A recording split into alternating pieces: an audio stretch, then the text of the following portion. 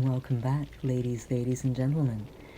Apologies for the lateness, there aren't enough hours in the day, but I hope you enjoy this part 2 of this story. If you haven't heard part 1, please do go ahead and listen to it. It's my last video, and it will make this part make sense. But anyway, on with the story.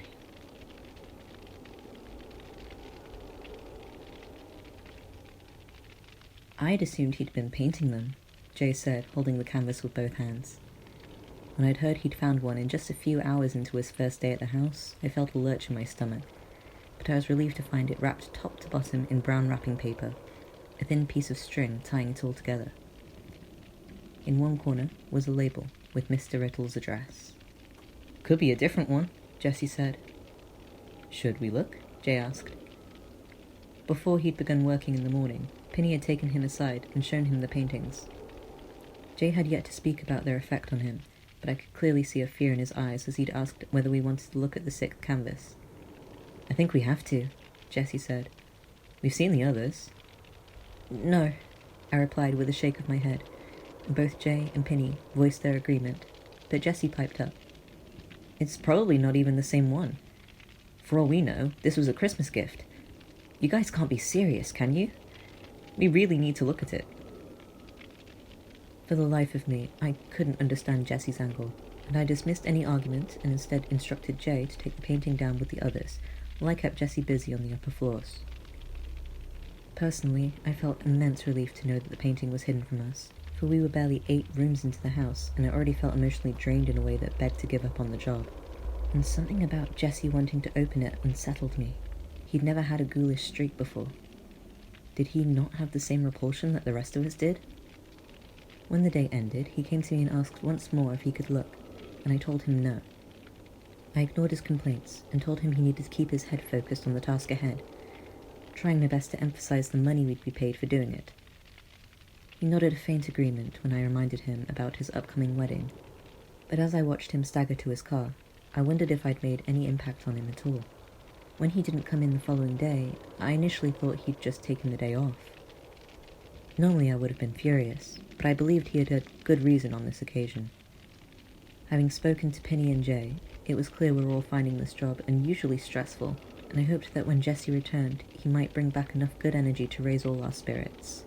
Except, at the end of that day, as I was locking up, I went to check on the reception area where the paintings were kept, and noticed that the latest one in its brown wrapping paper was stacked at a slight angle.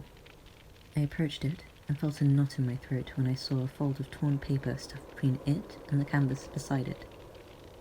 By the time I leaned it back, my stomach was in my throat, and I found no relief at all at what I found.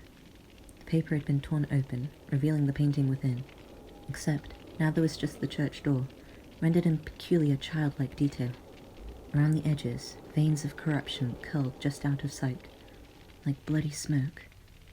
But there was no pastor, no grim-faced spectre standing guard.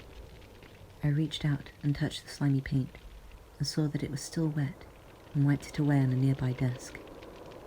As I did so, I noticed something rather alarming on the floor. With everything being moved around, it was hard to say if the scratches on the wood were new or old, but I left the darkening house as quickly as I could, looking up at it in my rearview mirror only when I felt that I was far enough down the driveway to be safe. And yet, I still nearly veered off the road at the sight of the black figure standing by the doors. Of course, by the time I straightened up the wheel and steadied the car, I checked, and nothing was standing there. I told myself it was just my imagination. But when the morning came, I was not surprised to find out Jessie had failed to turn up to work.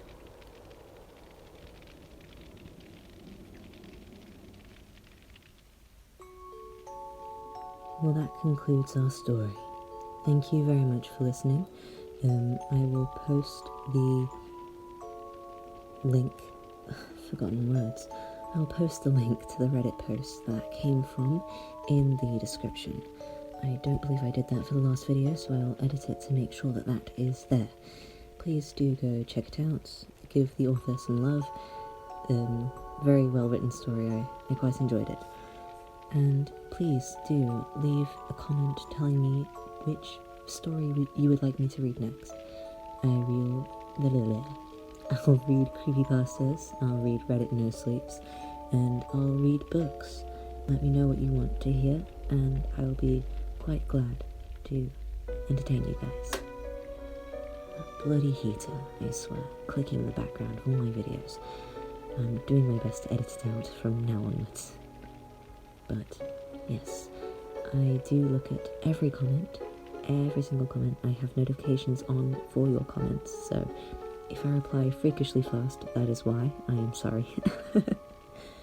But, yes, thank you very much for listening, and the next audio will be coming out sometime in this following week. So stay tuned.